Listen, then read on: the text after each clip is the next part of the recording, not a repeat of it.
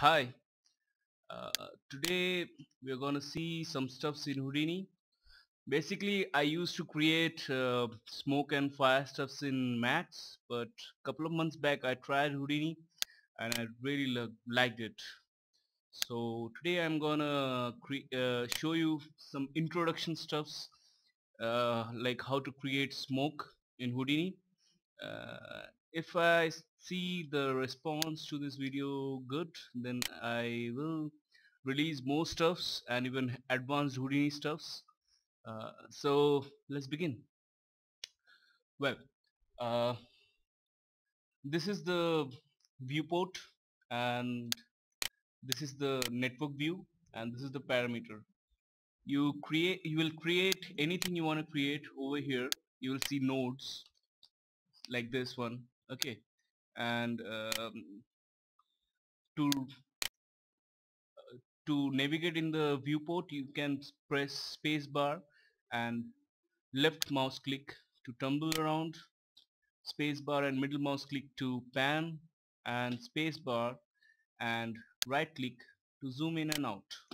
Or else you can just click this one. The shortcut is escape, and then do the same thing without pressing the space bar. Okay, let me press S, and that brings up the select. Okay, let's select this one and let's dive inside. Well,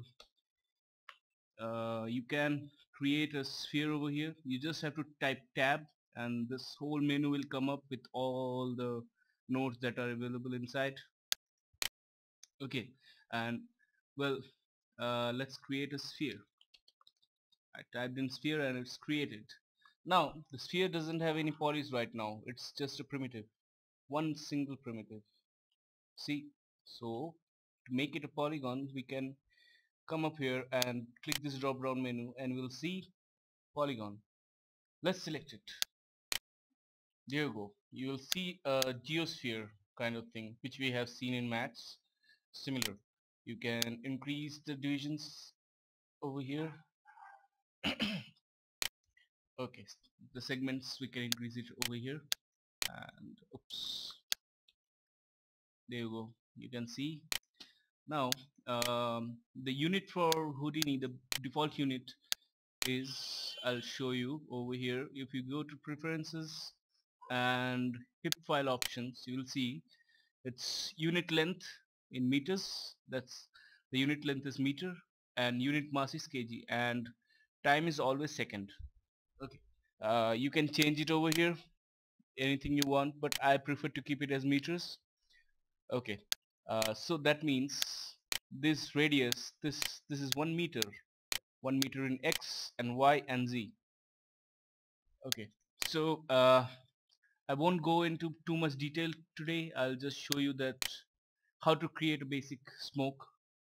Okay, let me press tab and then I'll press translate. I'll type in translate and I can create this node. I'll connect it, left click here and left click there, and it's connected. Now turn this one on. Okay, let's have a look at this thing.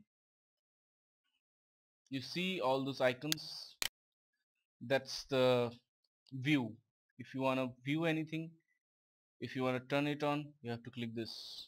That's display or render. For that you use this one here. This is to just bypass this node. It won't be calculated, it won't affect anything. And then uh, this one is like, suppose you have too much calculations up here, you can just turn this one on and click this, and that will actually stop calculating on this stuffs, and that all those calculations are saved in this node. Okay, um, this one is just for templating. Suppose I have a box over here. Okay, I turn this one on and this one is clicked over here, it will actually show you the template. Okay, let me delete this one. Okay, we have the sphere. Now in translate you will see this uniform scale. I'll type in this much. Okay, so we have a sphere over here.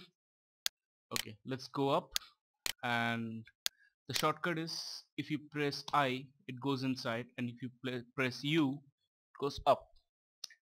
Let's select this one. Let's rename it first. Emitter. That's my emitter. Okay, it's selected. Let's go to. Oh, you see all these shelf tools?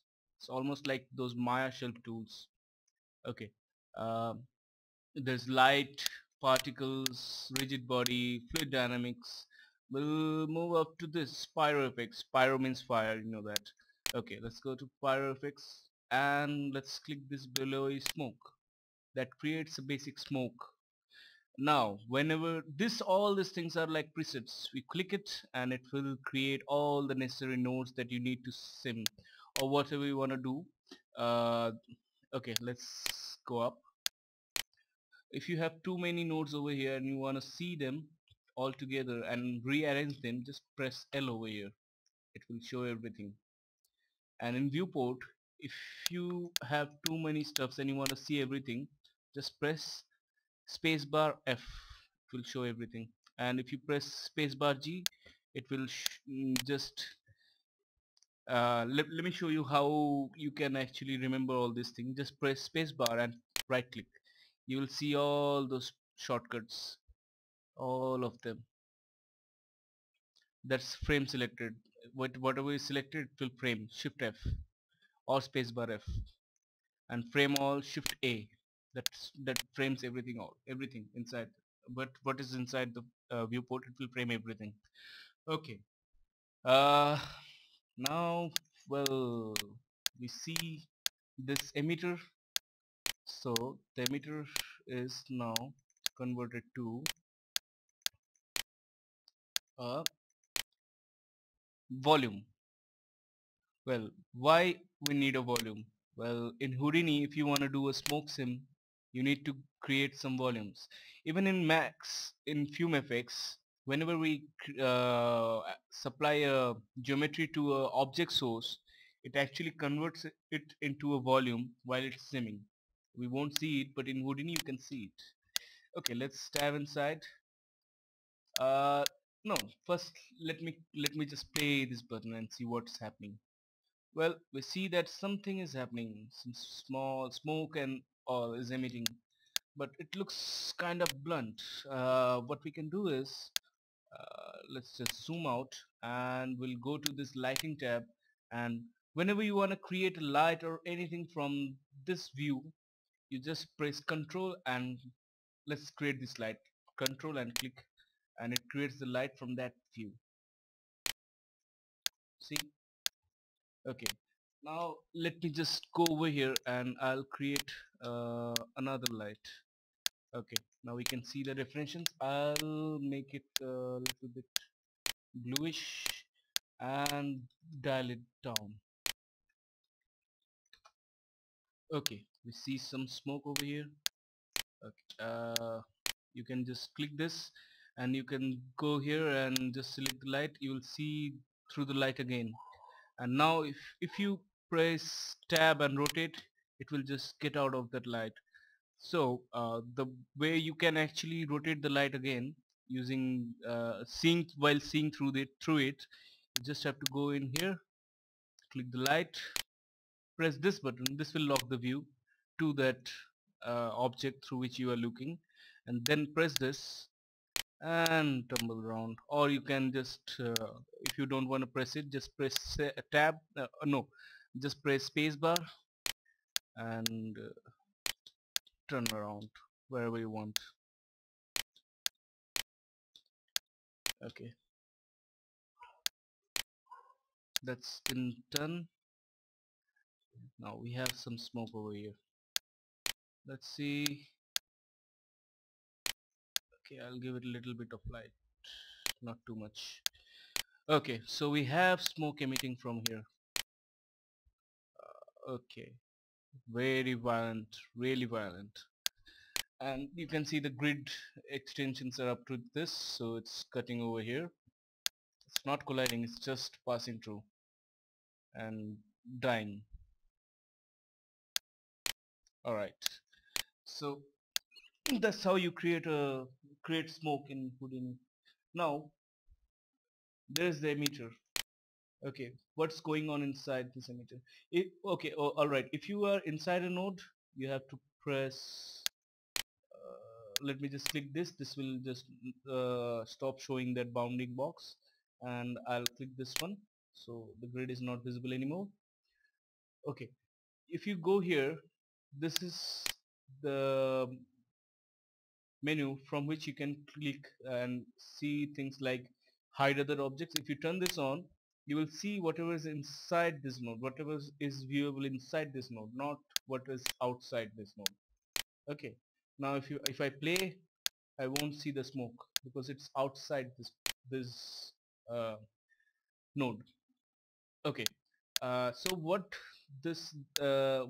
Houdini has done is, after this node that I have created, it has created these 4 nodes. This one is actually converting the sphere into a volume. Okay, um, it's I'll go into details later on in another video, but it's creating some volumes over here, density and temperature. That's gonna be used inside the smoke solver, and that's actually inside this Autodoc network.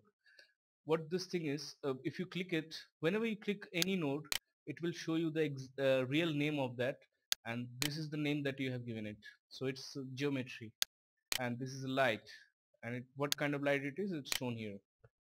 Okay, now this one is showing dope network.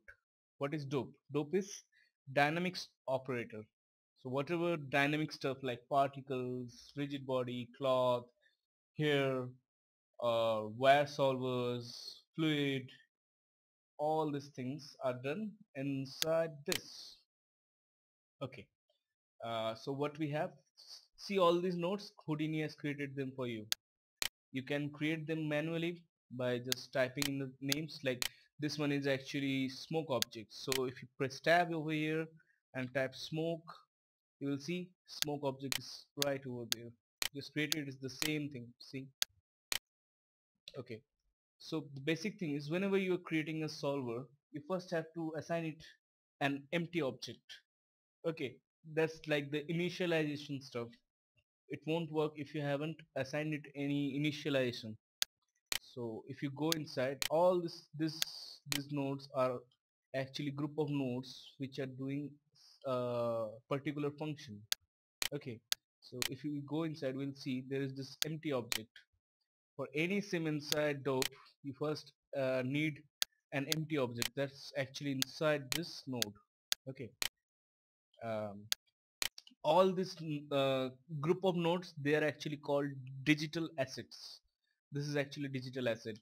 This solver is actually a huge digital asset. If you want to see, go inside, and it's really huge. Okay, you can press this button and it will show, it will just maximize this view, and you can see all the stuffs. This is actually doing the advection of the fuel and heat. This is actually making the creating the shape and the forces. Okay, like turbulence, vorticals, everything, all those things are created over here. And this one is actually used for sharpening and dissipation. Like if you have temperature, you might want to sharpen it or make it diffuse more. Those things are actually calculated over here using these nodes. And this one is actually the combustion model. This actually is used while you want to create fire. We are not gonna do fire today. Okay, now if you want to see, if you are in this maximized view and you want to change any parameters, like what we see over here, this is actually the parameter node. If you right click over here, we'll see all these stuffs are here. All these things, they are actually from here. Okay, if you want to see this, like when I select it, you see all these options over here. If you are in this maximized view, you just press P, and there you go, you'll see all those things right over here. That's the smoke solver. That's what it's inside the pyro solver. That's the base. If you go inside, you will see it has its own network of nodes. you can actually see everything inside that's actually affecting your sim. This is what is doing all the stuffs. It's all inside. You can actually change whatever you want to change. Okay, let me press P again. It's gone. Now you see this pyrosolver. Let me create a pyrosolver. Yeah. You can see this pyrosolver. Let me create a pyrosolver. Okay, we have this pyrosolver node, and it's actually a huge digital asset. You see all these things. It also has a bypass node. This is actually hidden. That will make the thing hidden. And this, if I click this, now this will sim. This is the last node. This will sim. So whichever has this one on, that's the last node that will sim. So if I have this on, this is the last node that will sim. So all these things, it, and whenever it sims, it calculates things. It's called cooking in here. It starts from left to right always and down. So it will start from here, go here, then it will go down. Okay, so this pyro solver, okay, you see it has so many input connections and one output. So if you middle mouse click, you will see that's the input of one. It needs the object, so we are providing the empty object over here. And the second one, that's pre-solve. What it's gonna do is before solving, it's gonna pre-calculate some stuffs. Okay, suppose you want to give it a adaptive grid or anything like that, that's gonna go in here. Okay, the next thing is there's the velocity update. If you want to provide it with extra velocities and all, you can do it from here. You have to connect it over here. And this is advection. If you want to add extra turbulence or curl noise or stuff like that, or maybe you have a volume based field that you have created in another node, you want to connect it to the pyrosolver, you want to make it affect the pyrosolve, you have to connect it over here. It has to be a volume. Okay, the last one, this is the post solve. This is where after all these calculations, okay, all your velocities and temperatures, they are calculated, then it will actually use the source node that we will connect over here and apply all those values to the source node and make it work. Okay, let's see. uh, Here if you see, that's the source node. Remember we created the emitter over here, and after it has become a volume, there is this node out density. Okay, that's just a null. Just, it's used just to point out that this is the last node. This is where we if we want to call this up in anywhere, we can just select this one over there, and all these things will show up easily. So what we did is, inside Autodesk network, we can see there is this source node, source volume. That's the one we are gonna use to provide this pyrosolver with a source for the density and temperature. That it's gonna use to create the smoke sim. Okay, so see, that's the emitter out density. To go inside, that's the thing. That's what the emitter. But that's what we are getting from the emitter. Okay, we go inside, and it's connected to the post solve. That's the sourcing, and this resize, that's what is doing the adaptive thing that we see in Fume. Remember that adaptive grid that is created while you're simming? Well, this is the resize container. That's what it's doing, the same thing. And it's referencing the density field. So it's adapting the whole sim according to the density field. And there is this option, extra padding, that's gonna add some extra space, extra volume to the reference to the resize container, so that it won't cut the smoke easily. And that's the field cutoff, that's decreasing, or that's like the sensitivity that we see in Fume. Okay, all right. So we have our, what we are gonna sim, that we have connected over here. This is the adaptive grid, and here's the source, object source, and this is the solver. And we have a gravity over here, So when we click this, it starts simming, and we see the sim created in the viewport easily. Okay, with shadows and opacities and soft shadows, everything, even the light's color. Alright, now if you want to change the size of the, if you want to see the grid over here, you can click this. This is the normal lighting mode, in which you can see the grid. Or if you want to stay in the high quality lighting mode, you can just go over here and select flat wire shaded. It will show you the grid. And if you go to the smooth wire shaded, that will also show you the grid. Okay, that's the bounding area of the container in which the smoke is created. So if you want to increase it, you have to go over here and increase it. And this thing, this is the spacing. Okay, you can make it a two-dimensional one. That's a two-dimensional smoke sim. You can create it easily over here. I'll turn it off, and that's the division method. It's right now it's by size, so each voxel will be that big. Alright, if you go close, you will see those divisions over here. If you make it huge, it's gonna become huge. That's one voxel. Now if you decrease it, it is decreasing. Let me make it 0.35. Okay, alright, and that's the spacing. You can make it be like a non-square thing, like what we see in Maya. Each of them can have a different value. That's not gonna make that's gonna change the voxels from being a square, being a cube, to rectangle. I don't really use that.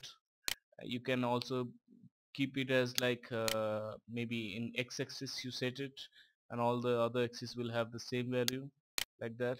Or in max axis, what this one does is, whatever value you provide it over here, it's gonna set that to the one that has the maximum size. Like suppose this one is 5, this one is 10, and this one is 5. It will actually apply this value of 100 in the y, because y is the largest one in all these three. So it's gonna divide y into 100 parts, and accordingly, if this is 5, that's half of this. So this one will get 50 divisions. Let me show you. If you middle mouse click any nodes, you will see all the information regarding it, like the name. You can see the path over here, and what kind of operator it is. That's PyroSolver version 2. I told you this is a digital asset, so it is showing you the version number and all. And it's actually saved in somewhere inside Houdini, and showing the path from where it is recalling the whole script. And these are the fields that we got, the volumes. Okay, those are actually called fields inside Houdini. Those are the things that we provided it from the source, the emitter. And it's showing how many operators are inside this pyrosolver. It contains 40 operators inside this thing. Even some of them have nodes inside them. That's what it's showing. See, so it has in total 40 nodes, 40 operators. Okay, so how much time it took to sim, that's showing up here. And that's the time of creation and modification. All these things are saved inside. Alright, so um, if you but we don't see any information about this size thing. Let me move one step ahead, and now you will see we have different fields over here, like pressure, density, temperature, velocity, and resize bounds. Resize bounds is created by this one, and velocity is created by the solver, and density and temperature we have provided it, and pressure that's calculated inside this solver. But we don't see any value like this 100. That's because we have this adaptive thing connected called resize container. Let me just disconnect it. You just have to right click on a wire and you can click disconnect. It will disconnect it. Okay, let me go to the first frame again, and I'll step one frame ahead. Now if I check, I'll see, I told you y has 100, x and z has 50. That's what I was telling you. It applies this value to the highest one. Alright, let me make this 4. Alright, I'll connect this one again. Now if I select the pyro solver, I'll see it has all the options that we see in Fume. Even some more are there, like we have time scale in Fume, it's there, that's the same thing as in Fume. And we have temperature diffusion, that's in Fume, it's the same thing. It actually makes the temperature diffuse. I'll get in detail about all these things later in another video, not this one. Okay, that's the temperature diffused. Let me set it to 1.1. That's the cooling rate. That's how fast the temperature will cool down. I mean, each and every voxel will have a temperature of its own, so how fast it will decay, that's this thing. Okay, this one actually makes the smoke stick to each another and other surfaces. Viscosity, that will do that. And that's the buoyancy lift. That's the same thing that we have in Fume, buoyancy. If I make it 1, it will move like this. If I make it suppose 5, it will move up faster, and the direction in which it will move is defined by, let me put it 2.5, is defined by this buoyancy direction. See, y is up here in Houdini, so it is 1, so that's why the smoke is going up. If you want to make the smoke go in x-axis, positive x, you just type it 1 here and 0 over here. Now it will go in the x direction, positive x. If you want to make it go in the negative x, just type -1. Now it will go in the negative x. Simple. Alright, let me just change it to 0 and this one to 1. As this is a smoke solve, we don't have to go to combustion, it's turned off. I'll discuss about it in another video. Then we have this tab shape. This is where all the dissipation, disturbance, turbulence, all those things are added. There's a big difference between disturbance and turbulence, though both of them actually add random velocities and displacement to the smoke. Let me turn this one off. Dissipation is the amount of smoke that will be dissipated on each time scale, I mean per second. This is actually calculated per second. Whatever value you give it here, that's gonna be applied in 1 second. Okay, so let me put it to 0.1. You'll see something like this. It's diffusing over here. See, it's diffusing. If I put it to 0.75 maybe, it will dissipate much quickly. See, it's dissipating already, it's dissipating, it's disappearing over here. Okay, so that's what this thing does. Let me put it to 0.1, and then we have disturbance. Let me turn it off. This is a really nice parameter. Like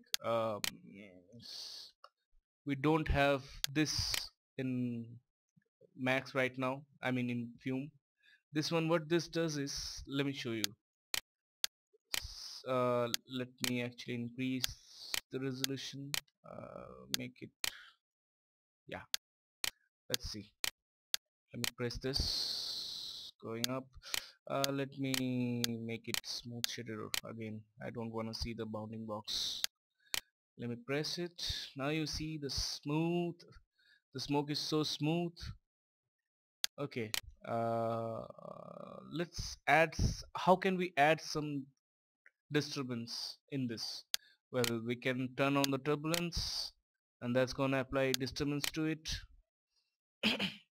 See, it's disturbed, but um, in smoke we can actually see that there are this large scale turbulences on it, and then the inside thing looks kind of blobby. We can actually in Fume, what we do is now we have this good option of um, wavelet, but in Houdini we don't have to rely on wavelet. We can just go in here, and we can just let me just keep the turbulence on. We can just click disturbance, and this will take care of it. Now if we play, we'll see the smoke is actually having some roughness over here. Let me show you again. Let me turn this one off. Let's go to a frame.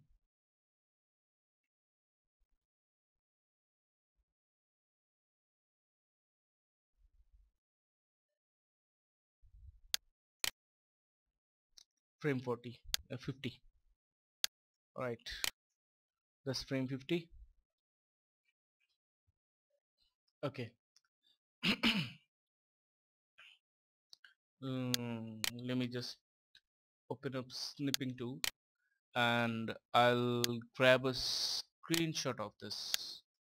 Alright, just for comparison.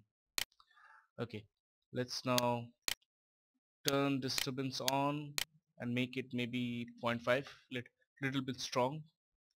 Now if we play it, we'll see much more definition inside. We won't get that blobby feel anymore. It's actually breaking the smoke up.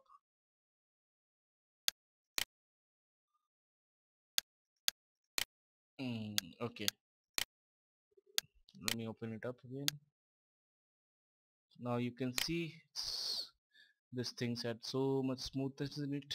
Still it's quite low, so we can't see all the details, but trust me, it adds a lot of detail inside. It actually breaks it up a lot, and that you can actually, I mean, uh, it actually affects the outer edge of the sim of the smoke, and that can be calculated over here, how much size it will break into, and I mean the block sizes, how much large the scale will be.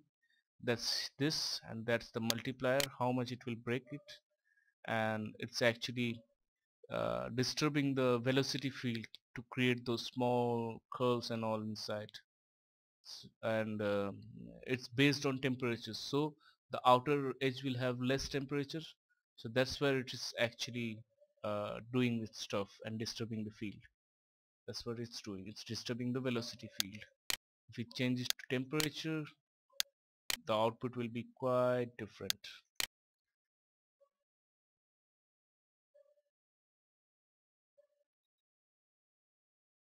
As smoke, the smoke doesn't have that much temperature in it, so it's not doing that much stuff inside. But you can see the small things, those are done by this disturbance. Okay, let me change it to velocity again. I'll make this 1.5. I'll decrease this one down a little bit, and let me turn on dissipation again. Let's see how it's coming up. See all those small details, those are created by this disturbance. There you go, that's our below smoke. It's created so easily, and it's not that bad if you ask me. It's creating it really nicely. And you can actually sharpen up the features. It's quite diffused right now. You just have to turn this sharpening thing off on. This will actually make the field sharp. See, now you can see those sharped up features. You don't see those dissipated fields right now. It's too sharp because of this value. It's making it sharper. Sometimes, like while you're doing cigarette smoke or something like that, you will need sharper smoke. Okay, that's where you can use this. Or sometimes in explosions too, we need it sharp. You can use this feature. This thing is mostly used for fire, but you can use it over here, but I prefer using it for fire, not here. And this last option, this is a really nice option. This actually boosts all the curl velocities. I mean, uh, all the swirls that are created inside a sim. It boosts it and makes it look much more cooler. See all those small curls that are created? That's done by this value. It's making it. It's boosting the curls a lot. Alright, that's how the smoke sim is coming up. You can make play blast by just right clicking this is actually called flipbook. Just right click it, flipbook with new settings.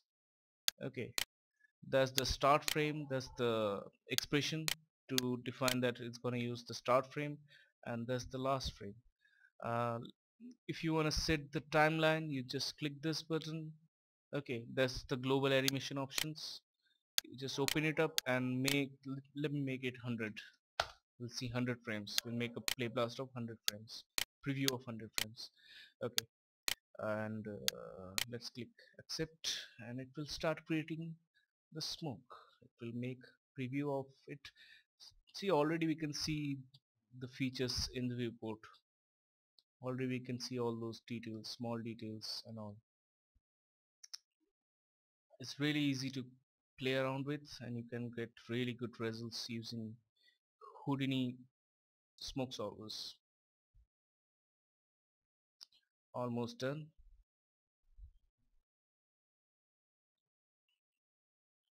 A few more frames.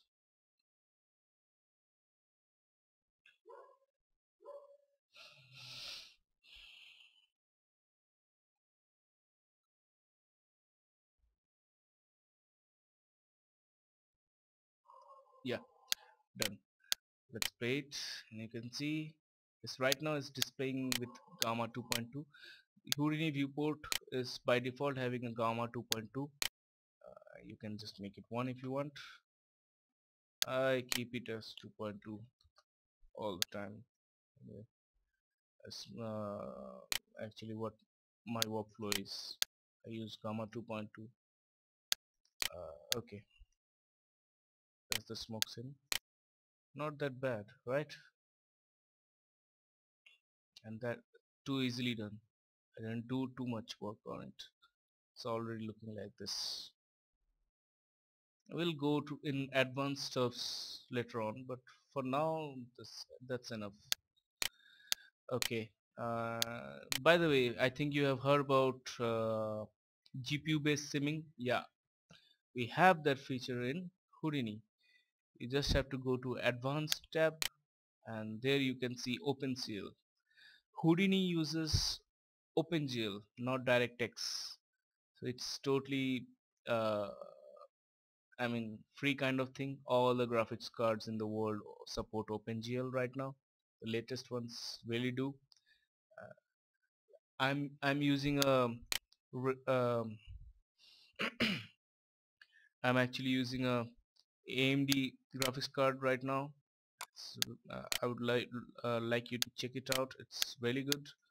It's the AMD R9 200 series. That's the graphics card name is AMD Radeon R9 290. It's really good. It has 4 gigs of RAM and really fast, and it has more than 2000, I think more than 2000 cores, parallel processing cores. That's what it's gonna use for simming. Now if you check this one, it will sim a lot faster. Okay, let me go up and I'll click this reset button. That clears all the things that we did previously because it keeps everything in RAM by default. Okay, now let's turn it up. Let it start. It will sim the whole thing a lot faster. I mean, if you gonna do a sim, I mean my processor is quite fast, so I won't see that much of a difference. But in low-end systems, with that card that I have, with this card, it will make a hell lot of difference. You can make quick previews and place them and see how it is looking before doing the hardware sim, which you can again do on the network. Alright, it will create it almost the same, almost equal to what we had. But the thing is, this doesn't mean that it will do everything using the card. It will use the graphics card's RAM, and it will do some stuffs like turbulence, curl noises, wavelets, those things which are actually done inside this using OpenCL, but not everything. Like this gas shredness, this vortex refinement, all those things, these are actually called microsolvers. If you press tab over here, you will see there is this one thing called microsolver. It has so many microsolvers. These are all the things that are used to create smoke or fluid or anything like that. It's used to manipulate the fields. Alright, uh, that's all I wanted to show you today. Okay, as a bonus, so you did smoke solve. Now if you want to render it out, let me go to the last frame. Alright, maybe this one. Okay, so if you want to render it out, first for rendering we'll need a camera. Let's click control and click. From this view it creates the camera over here. Let me place some values over here, like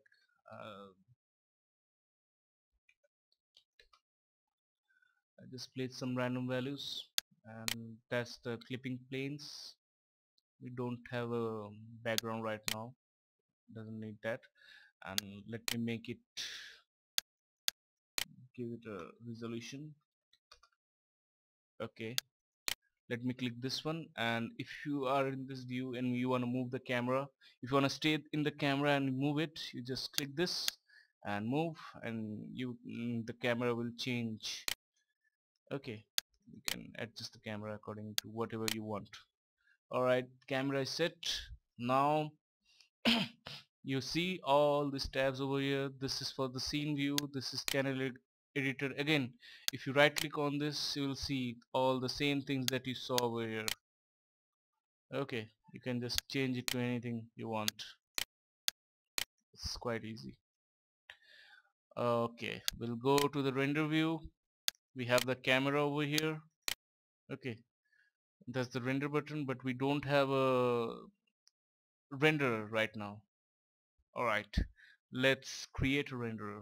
If you click this, you can see there are so many different networks. This is the channel. That's what's if we put anything over here, okay, that's related to animation. Okay, that will be viewed over here. The curves and all those things are seen here. And then it's image, that's for compositing stuffs that you can see in this. Alright, and then its object that we had used before to create the nodes. Then it's out. This is where we can create our renderer. Let's press tab, and we can see all these things over here, all these menus which has all these nodes. From here I'll go to render and click mantra. That's the render engine for Houdini. Alright, in mantra you can see it shows camera. It's taking it by default, it takes camera 1. That's the camera that we created. It won't take the camera you have created, but it will always have this default name, camera 1. So if you have changed the name to something else, like smoke cam for example, right, and you go to out, you will see it has changed because you have already selected it. Alright, uh, now those things are advanced stuffs. I'll show them later on maybe. And see, now it's showing mantra over there. Let's just click render and see what happens. Oh, and by the way, right now preview is turned on, so it will do a progressive render and it will render it out. That's quite low res sim and low res resolution render. Settings are not that high, but that's just to see, okay, these things are there, it's working, it's not too bad. If we turn this one on, now it will do normal bucket rendering stuff, which is not progressive.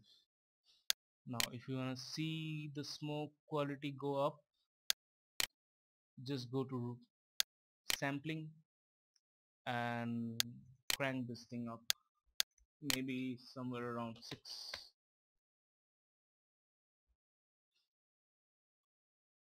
Still quite a low res, so you won't see that much of a difference over here.